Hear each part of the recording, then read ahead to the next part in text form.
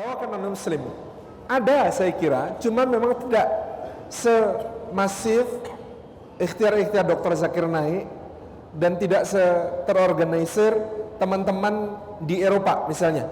Teman-teman di Eropa bikin lembaga mission, memang ya, lembaga dakwah.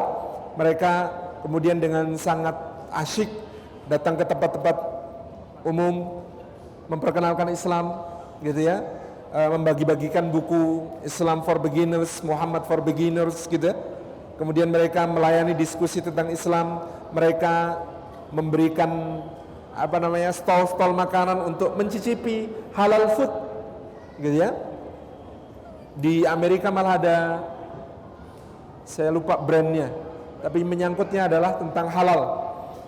Jadi orang itu antri beli makanan yang diberi brand halal ini karena gizinya sangat cukup, tertata apik sesuai dengan rekomendasi FDA, Departemen Pertanian dan Pangannya Amerika Serikat, gitu.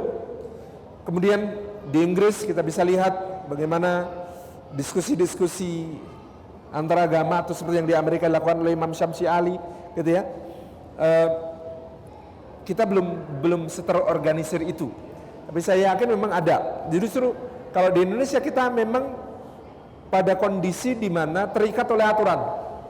Ada SKB, surat keputusan bersama beberapa menteri, yang kemudian di situ menteri agamanya memberikan satu rekomendasi bahwa tidak diperbolehkan di Indonesia ini menyebarkan agama kepada orang yang telah beragama.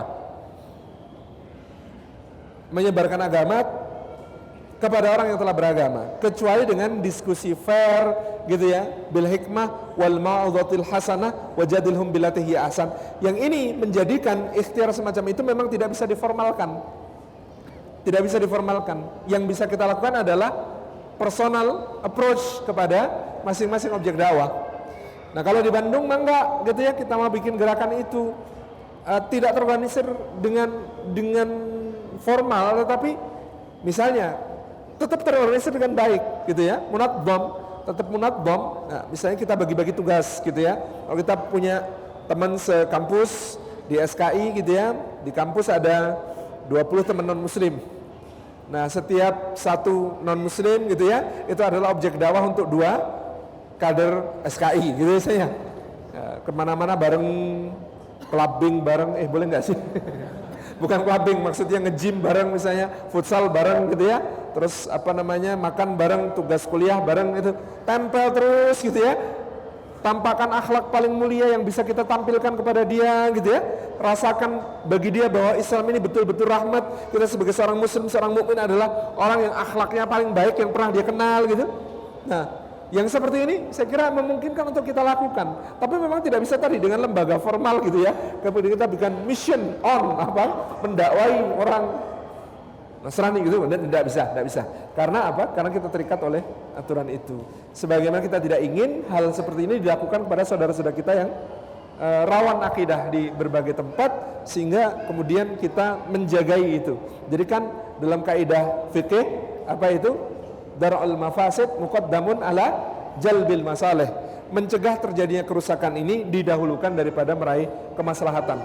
Mendakwai non muslim secara formal itu mungkin kemaslahatan, tetapi kalau kita bisa diizinkan mendakwai muslim secara formal, maka mereka juga akan mendapatkan izin untuk mendakwai muslim, memurtadkan muslim secara formal. Itu akan menjadi madarat yang lebih besar. Maka Menteri Agama ketika itu, kalau nggak salah Pak Alam Syahratu Prawira Negara, mengambil kaidah ini, dar'ul mafasid muqaddamun ala jalbil masalih. Jadi mencegah kemadaratan dengan saudara-saudara kita yang sudah muslim dimurtadkan itu, mencegah ini lebih didahulukan daripada kita melakukan upaya-upaya yang lebih agresif dalam mendakwahkan diri Islam. Jadi yang bisa kita lakukan di Indonesia adalah personal approach. Setiap keluarga bertanggung jawab atas keluarganya, gitu ya. Mungkin ada yang keluarganya dalam soal iman masih bineka, gitu. Nah, mangga, kalau yang soal iman binekanya nggak bisa tunggal ika, mas. Bineka saja, memang berbeda-beda, tidak apa-apa. Itu bagian dari tugas dakwah yang wa'angdir asyiratakal akrabin. Jadi seperti yang disampaikan oleh Allah kepada Rasulnya, wa'angdir asyiratakal akrabin. Berilah peringatan itu kepada kaum kerabatmu yang paling dekat. Saya kira begitu ya, Allah.